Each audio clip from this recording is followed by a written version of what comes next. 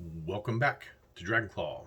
Today we're diving into the unknown headfirst. This is, I say unknown because this is a snake eye. Go ahead and I'll pause for you to get your chuckles out, enthusiasts, your knife nuts. Get your chuckles out now and back. Snake eye, if you're not familiar with them, are a very cheap, inexpensive brand of knives. This one, there's no model name for it, number or anything like that on it. So details are very few and far between. So there's one thing that is on here that I want to talk about, and that's the reason why I'm still doing the review, is the steel. So I'll get into the, I'll call them general specs, if you will, here in a second, but I do want to talk more about the steel, and that's why I want to dedicate this one, this whole episode to. If you flip it over where you'll usually see the model, you actually see the steel type that they use, which is really cool. The 3CR13. So I mention steel now and again, just I call out the type of steel that are used in some of these blades. I'll call it probably the most typical, the AUS 6. I don't think I've mentioned the AUS 8, which is a better type of steel than the AUS 6. But I've mentioned maybe even this steel, the other one I'm thinking of, the 14CR or 14C. I think I've mentioned in one of my Kershaw videos, the 14C28N. That was actually a Kershaw. Kershaw worked with the manufacturers Sandvik to develop that one specifically for some of their knives. So I believe I've mentioned that one before. They wanted to improve on their 13C26 and created the 14C28N. So I've mentioned some of these steels in the past, but today I want to do a quick breakdown of it. I don't want to get into too much detail. I could spend hours upon hours upon hours about the different types of steels, and I'm no expert by any means. I can speak to them. I know enough to make me dangerous, right? But let's do a quick breakdown on the, at least this one. Again, the 3CR13. So 3CR13, the breakdown is, and you can kind of see along with the name 3CR13, chromium CR. There is 13% chromium. Carbon is 3. In the 3CR13, there's also a little bit of nickel, about less than 1% nickel, 1% manganese, 1% silicone, less. I want to say it's like 0.04% phosphorus, and even less sulfur. So that's what makes up that type of steel. It's a general. It's a decent metal. It is a low-end Chinese steel. It's good for the price, and I think that's something that you'll hear most people talk about. Good for the price. Good for the price. Well, it is an inexpensive knife. So what do you get for that inexpensive price? You get a low-end Chinese steel.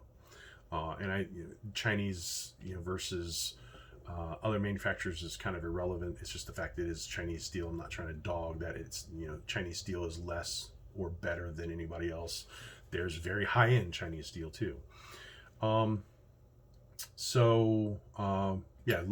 Chinese steel for the price.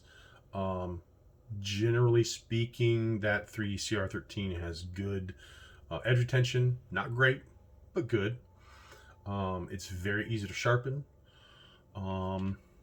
The hardness, the Rockwell hardness scale for that type of metal or steel generally ranges from 52 to 55. I think you'll probably find it. Most people say it's an HRC of 54, but it ranges depending on the manufacturer and their process to create the knife, to create the blade. But generally, HRC 54. So a little low in my opinion. Anything over 55 is decent. Anything lower than that, it still will be okay. Nothing major. It's just like I said before, it's a lower end steel. HRC, I think I've mentioned before in at least one of my other videos, the Rockwell hardness scale. It's just to a different rating system for, I shouldn't say different, it is a rating system for how hard a steel is. There's HR, A, B, C, D, E, F, G. I think it goes to J, I believe.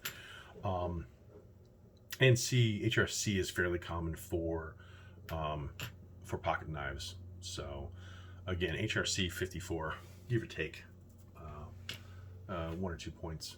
So when it comes to information about the different types of steel, again, this is the 3CR13. There's a lot of great informational websites out there. That's why I don't want to spend too much time talking about it. You can Google it and find out a load of information. I'll probably include a couple links with my description of this video when I post it. But I don't want to get into, again, hours upon hours of talking about this stuff when you can do some research and find out from the sources, better sources than I. So Blade HQ has a great page dedicated to the knife steel comparison, as well as Knife Informer. So they've got a really good one. That's probably my favorite one, is the Knife Informer one. So I'll give a couple links out in there in the description. Okay, let's talk about the knife. Let's get into the review. Overall, I'm really pleased with the knife. The sharpness on it was probably one of the things that just impressed me the most. Typically on a cheaper knife, it's not going to be very sharp. This thing is razor sharp. I needed a knife at work to cut some piece of paper, and I didn't have an X-Acto knife or anything like that, and that's what I needed at the time. So I had this one on me. It is one of my many EDCs. Had this on me. I checked it out, and I was like, you know what? This tip on this thing is pretty doggone sharp. Let me try it. And yeah, it worked as an X-Acto knife, as a razor blade, which surprised the heck out of me. This thing is really sharp. Let's see. Flipper, as if you couldn't tell, it's an assisted knife. Let's start out there, I guess. It does have a flipper. It does have double studs for you lefties out there. I'm always looking out for you guys. Double studs. I love double studs. It's a little difficult with your thumb stud. For me, no big deal, but I can see other people, it's just a little tougher to get out than most. So I'm really glad they threw the flipper on there. And I'm a big fan of flippers. That I think just is a super easy way to extend a knife quickly and easily, other than OTFs, but I'm not going to get into OTFs right now. It is a low-key pocket carry. I mentioned before in some of the other videos where I like it to be kind of low-key, low profile. This thing, when it's in your pocket, you're going to see that much of it, which I'm a fan of. It won't stop me from buying a knife if it's not low profile though. So that I really dig. The jimping, I'm not a fan of the jimping. It's kind of it's not very effective, I guess is the best way to put it. I want it to grab my skin a little bit more. My thumb or fingers just run right over it, so it's completely ineffective. But it's a good attempt. I guess I'll try to be nice and say it's a good attempt. The places where they put the jimping are really good. Back, bottom, back, forward, back, and then of course on the actual back of the blade. And even here, which is the best place, I think it probably is the most effective, is for your liner guard. So, or liner lock. That one, I think every liner lock should have just a little bit of jimping. Every little bit counts in that liner lock. What else? Some of the softer things. Yeah, a little bit of a coil. Yeah, it's got a swedge. Blah blah blah. Bevel, good bevel.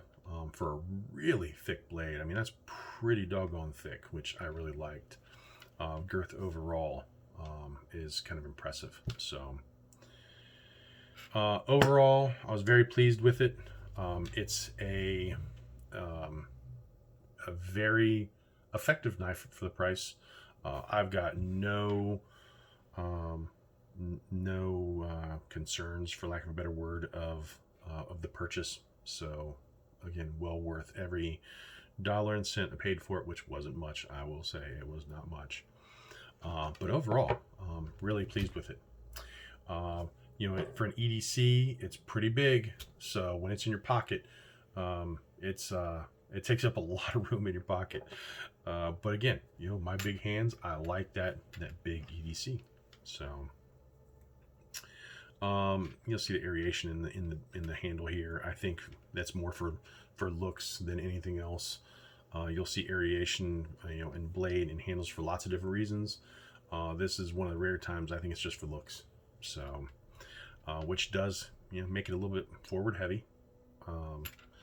But for general use EDC, no concern there. So that's all I've got. I actually spent a little bit more time than I thought I was going to. Again, my biggest thing was talk a little bit about the steel. I don't get into details of the composition of the different steel. I will mention the type, the 14Cs, the 3CRs, AUSs, but not really talk about them. So again, I'll put a couple links in my description, and other than that, as usual, I want to say thank you for spending time with me, and have a great one.